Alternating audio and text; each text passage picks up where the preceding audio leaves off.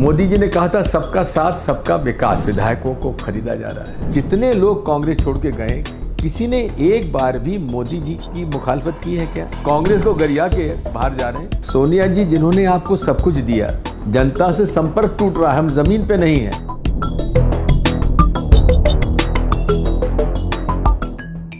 नमस्कार, हमारे साथ हैं दिग्विजय सिंह जी, कांग्रेस के वरिष्ठ नेता, सांसद और मध्य प्रदेश के पूर्व मुख्यमंत्री।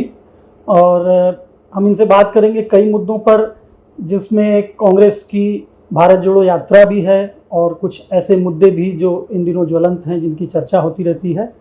तो सबसे पहले शुरुआत करते हैं भारत जोड़ो यात्रा से, जो बहुत जल्द आप लोग शुरू कर रहे हैं। तो सबसे पहले ये मैं जानना चाहूँगा कि इस यात्रा का मकसद क्या है? ऐसा क्या टूट गया है जिसे जोड़ने की ज़रूरत आज महसूस हो रही है? इस बात को समझ लीजिए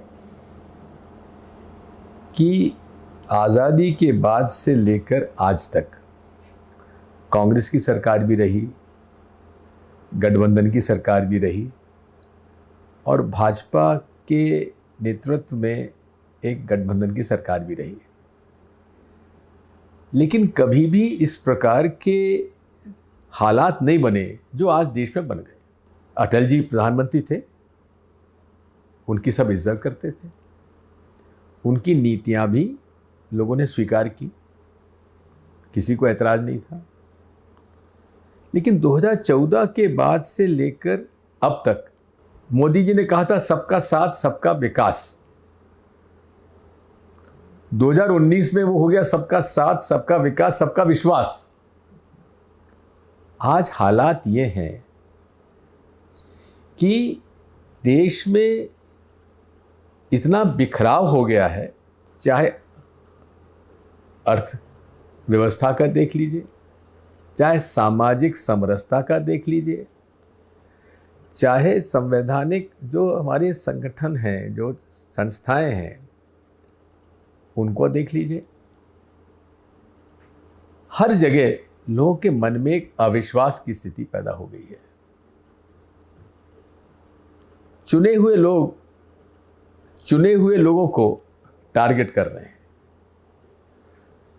चुने हुए लोगों को सारा फायदा पहुंचा रहे हैं। इन परिस्थितियों में जबकि लोगों का विश्वास धर्म के आधार पर, भाषा के आधार पर, रहन सहन के आधार पर, अर्थनीतियां जो बनी हैं, पहले कांग्रेस के राज में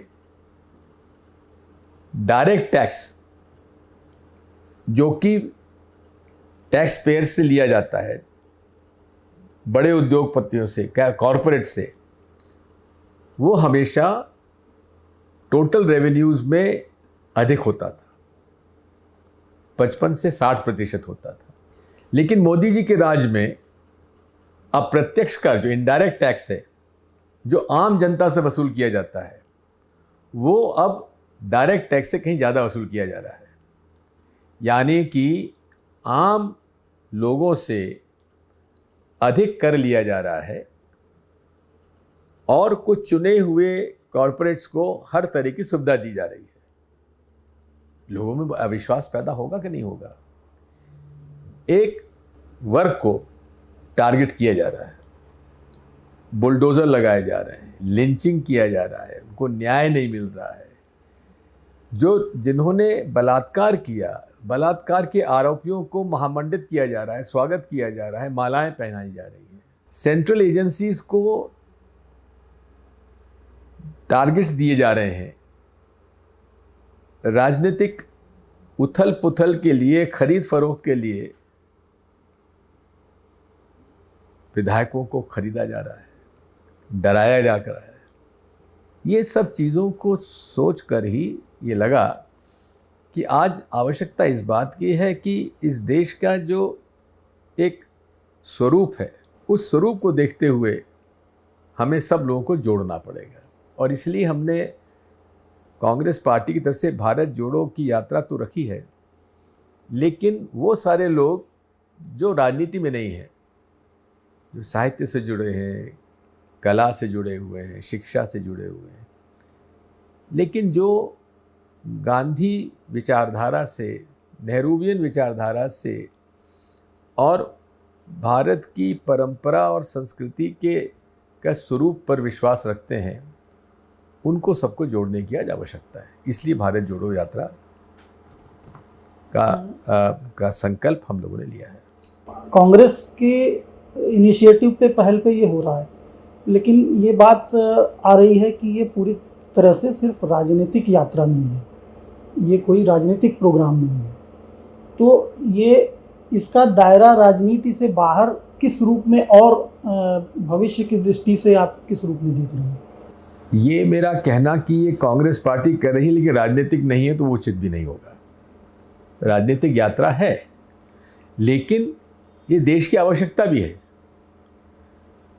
इसमें हम केवल कांग्रेस के कार्यकर्ता यात्रा नहीं निकाल रहे हैं। जिन वर्गों का उल्लेख मैंने अभी आपके लिए किया है, हम उन्हें भी आमंत्रित कर रहे हैं जो आज इस देश के लिए चिंतित हैं। देश में जो आर्थिक रूप से अमीर अमीर होते जा रहे हैं, गरीब गरीब होते जा रहे हैं, क्या कारण है कि एक अधिकांश परिवार जो है वो उनकी आमदनी घटी है, लोग बाग बेरोजगार हुए हैं। वहीं कुछ परिवार हैं, 100-150 परिवार हैं जिनकी आमदनी दुगनी चौगनी हो गई है। तो ये हालात में हम चाहते हैं कि सब लोग, ये हमारा सबका फर्ज बनता है। भारतीय संविधान की रक्षा करना कि हमारा फर्ज नहीं बनता, सबका बनता है। भारतीय संविधान की मूल विचारधारा को ही बदलने का प्रयास किया जा रहा है। ये बात आती है, जो आपने कहा उससे जुड़ी हुई बात है कि आइडिया ऑफ इंडिया, भारत, मैं उसको भारत की आत्मा कहूँगा कि भारत की आत्मा खतरे में है।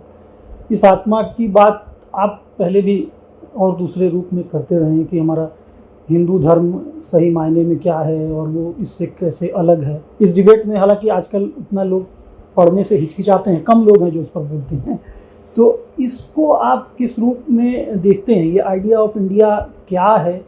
और इस जो एक प्रयास है कि राजनीति के दायरे को विस्तार दे करके और दूसरे समूहों तक पहुंचने की इसमें कोशिश जो दिख रही है, ये उस आइडिया ऑफ इंडिया को कैसे मजबूत करेगा? पहली बात तो ये आइडिया ऑफ इंडिया है क्या, भारत क्या है। यहाँ हर तरह के लोग हैं, हर धर्म के लोग हैं, हर जाति, धर्म, भाषा। कोई ऐसा देश बता दीजिए जहाँ इतनी भाषाएं हों, जिसमें से 18 ऑफिशियल लैंग्वेजेस हों।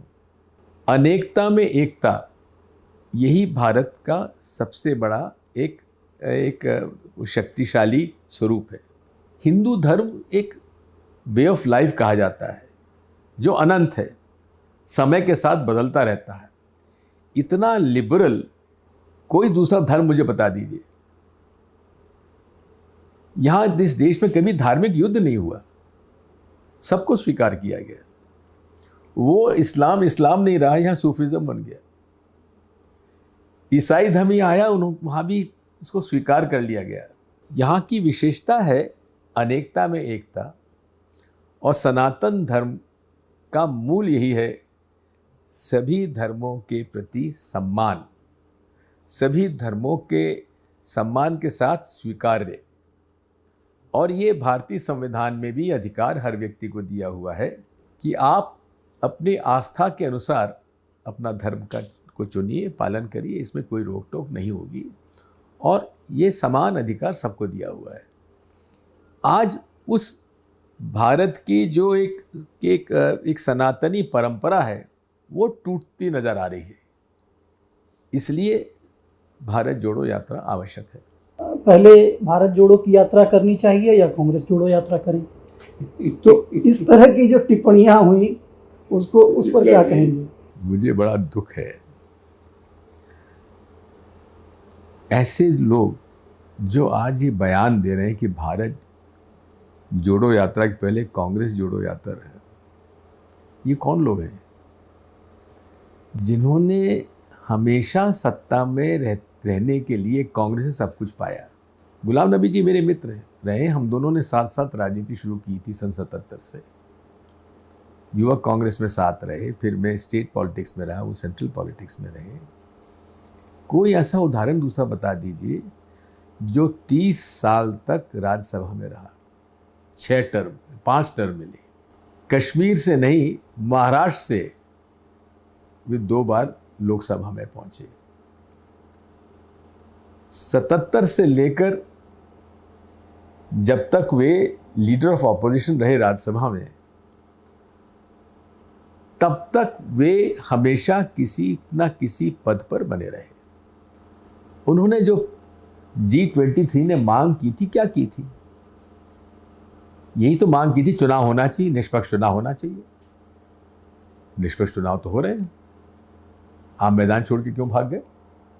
भारत जोड़ो अभियान, उन कहते थे हमारा जनसंपर्क टूट रहा है, जनता से संपर्क टूट रहा है, हम जमीन पे नहीं है। जनाब, भारत जोड़ो यात्रा जैसा जनसंपर्क अभियान आपने क्यों नहीं लागू किया? आप इसमें शामिल क्यों नहीं हो रहे हैं?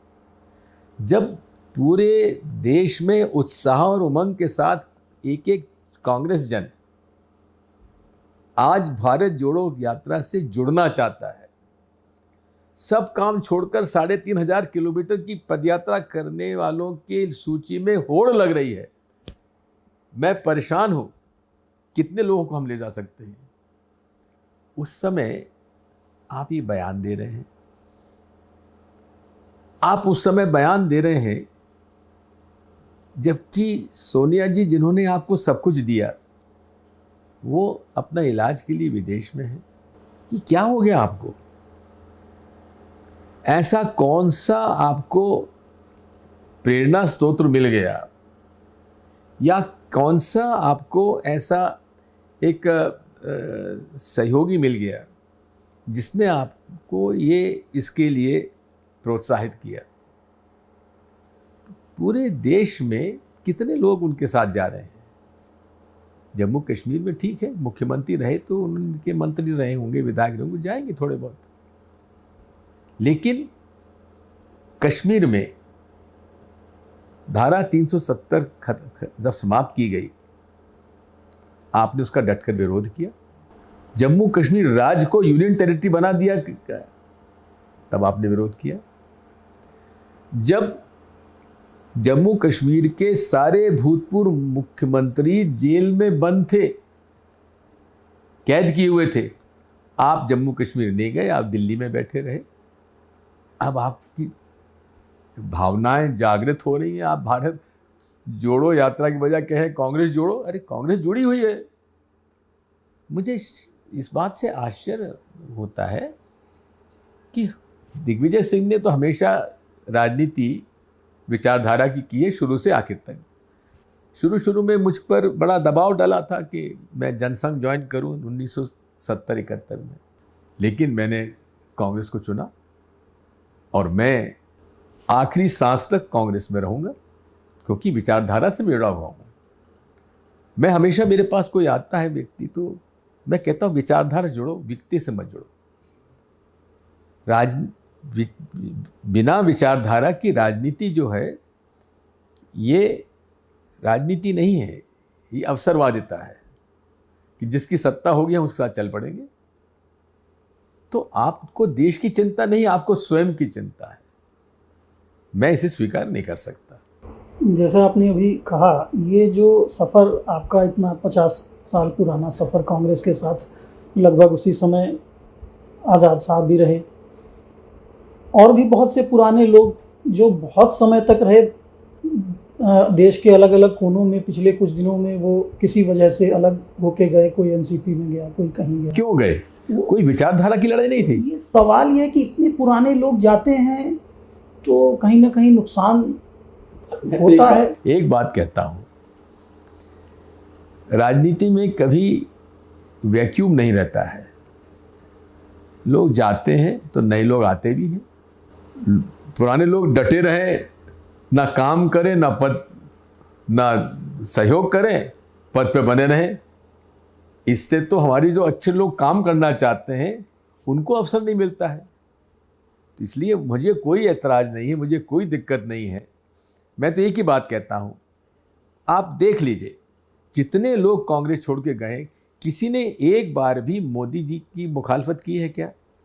एक बार भी भारतीय जनता पार्टी की विचारधारा के खिलाफ बोले हैं क्या? एक बार भी भारतीय संविधान के अंदर जो संस्थाएं उनको, उनका जो स्वरूप है उसके खिलाफ निर्णय हो रहे हैं, उसके खिलाफ बयान दिया क्या? हाँ, कांग्रेस को गरिया के बाहर जा रहे हैं, जिस कांग्रेस ने आपको सब कुछ दिया। तो ये कोई राजनीति है क्या? ये तो अवसरवादिता की राजनीति है, ये अहंकार और सत्ता की राजनीति है। ये जो अहंकार और सत्ता की राजनीति और पद से लगातार जुड़े रहने की राजनीति एक तरफ दिखती है, दूसरी तरफ एक उदाहरण आपने पेश किया था जब आपने तय किया कि 10 साल तक मैं कोई पद नहीं लूँगा, और आपने 10 साल पद नहीं लिया। उसके बावजूद आप अपनी पार्टी के लिए काम करते रहे, सड़क पे भी उतरते रहे, स्थानीय निकाय के चुनाव में भी आप उतर जाते थे। अभी हाल में आपने वो किया। तो आपने एक तरफ ये किया पद छोड़ के भी, तो ये जो आपकी ही जनरेशन के पुराने और गांधी मतलब परिवार के साथ भी लंबे अरसे तक जुड़े रहे कांग्रेस के नेता हैं, अचानक ये ट्रिगर पॉइंट क्या हो गया है जिसके वजह से ऐसा बदलाव दिख रहा है? जैसे आज़ाद साहब के या और भी कुछ लोग हैं जो अभी पूरी तरह से शायद उन्होंने पाला बदला नहीं है, जिनके बदलने के संकेत रोज मिल रहे हैं। अवसरवादिता, सत्ता की भूख और कुछ नहीं। इसमें मुझे बताइए, राजनीति देश के लिए होती है, समाज के लिए होती है, और देश और समाज को कैसे आगे बढ़ाया जा सके, ये अलग अलग विचारधाराएं हैं। कम्युनिस्टों की विचारधारा है, गांधीवादी विचारधारा है, और एक संघ की विचारधारा। ये 3 विचारधाराएं हैं। सोशलिस्ट पार्टियां से निकले जो है वो तो गांधीवादी विचारधारा में ही उनको मैं रखता हूँ। तो इन तीनों विचारधाराओं में से ऐसे लोग जिनका आपने अभी उल्लेख किया, इन्होंने कोई विचारधारा से ये मतभिन्नता के कारण ये पार्टी छोड़ के गए हो, एक उदाहरण बता दीजिए। एक, हाँ हमें ये पद नहीं मिला, संगठन ऐसा हो गया, कांग्रेस ऐसी हो गई। कभी आपने 2014 से लेकर 2022 तक क्या मोदी जी के हर निर्णय को आपने स्वीकार कर लिया? ये वही लोग हैं जिन्होंने नोटबंदी का विरोध किया, जिन्होंने जीएसटी का जो स्वरूप है उसका विरोध किया, हैंडलिंग ऑफ कोविड में भी इन्हीं लोगों ने जो बाद में चले जा रहे हैं मोदी का विरोध किया। फिर आज क्या करने के आप उन्हीं से प्रेरणा लेके उधर चल रहे। बहुत बार ऐसे मौके आए जब चर्चा हुई कि भाई दिग्विजय सिंह का जो लाइन है वो कई बार कांग्रेस उस लाइन को डिसोन कर देती है। कभी लोगों ने कहा कि ऐसा हुआ भी, तो उस पर, लेकिन आपने वो अपनी वैचारिक लाइन भी नहीं छोड़ी और पार्टी में भी लगातार आप सक्रिय रहे। तो ऐसा क्या है जो आप दिग्विजय सिंह को दिखता है कांग्रेस में और बहुत सारे दूसरे लोगों को नहीं दिखता है? विप्लव जी, बात सुन लीजिए। 3 चीज़ें मेरे लिए नॉन नेगोशिएबल हैं जिसमें मैं समझौता नहीं कर सकता। एक, हमारी जो अर्थनीति है वो लेफ्ट ऑफ सेंटर होना चाहिए, गरीबों के पक्ष में होना चाहिए, वंचित वर्गों के पक्ष में होना चाहिए। इस पे मैं समझौता नहीं करता। दूसरा, गांधीयन नेहरूवियन आइडियोलॉजी के साथ मैं समझौता नहीं करूँगा। तीसरा, मेरी प्रतिबद्धता कांग्रेस के प्रति और उस परिवार के प्रति जिसने आज़ादी की लड़ाई में सब कुछ न्यौछावर किया, जिसके 2 भूतपूर्व प्रधानमंत्रियों की निर्मम हत्या कर दी गई, जिन्होंने हमेशा से देश सेवा के लिए सब कुछ करके दिया, उनके प्रति प्रतिबद्ध। इन 3 बातों पर मैं कभी समझौता नहीं करता। यही मेरी राजनीति है। ये भारत जोड़ो यात्रा जो जिसको आप संयोजित कर रहे हैं, इसमें कैसा रिस्पांस मिल रहा है और इसको लेकर के क्या उम्मीदें जग रही हैं इस सारे उथल पुथल और इस तरह की घटनाक्रम के बीच उसके बावजूद? आपको आश्चर्य होगा जानकर कि इस प्रकार की उथल पुथल से लोगों में ज़्यादा उत्साह आ गया है। मैं अभी तमिलनाडु भी गया, केरला भी गया, कर्नाटक में भी गया। सारे कांग्रेस जन एकजुट होकर होड़ लगी हुई है कि हमको भी शामिल करिए, हमको भी शामिल करिए, हमारे यहाँ भी आइए। किसी भी हमारे पार्टी के कार्यक्रम में, अभियान में मैंने इतने उत्साहवर्धक माहौल नहीं देखा जो आज मैं देख रहा हूँ। इसलिए हमें कोई चिंता बिल्कुल नहीं है। गुलाम नबी जी ने अपने पैर पे कुल्हाड़ी मारी है। हो सकता है कि उन्हें कुछ मिल जाए, हो सकता है, लेकिन जो जिस प्रकार से मान, मर्यादा और इज्जत उनको कांग्रेस से मिली, कोई दूसरी पार्टी उन्हें नहीं दे सकती। तो धन्यवाद आपको इस पूरी चर्चा के लिए। आपने खुलकर अपनी बातें रखी और हमेशा की तरह आप अपनी बात बेबाकी से कहते रहे हैं और आज भी कह रहे हैं।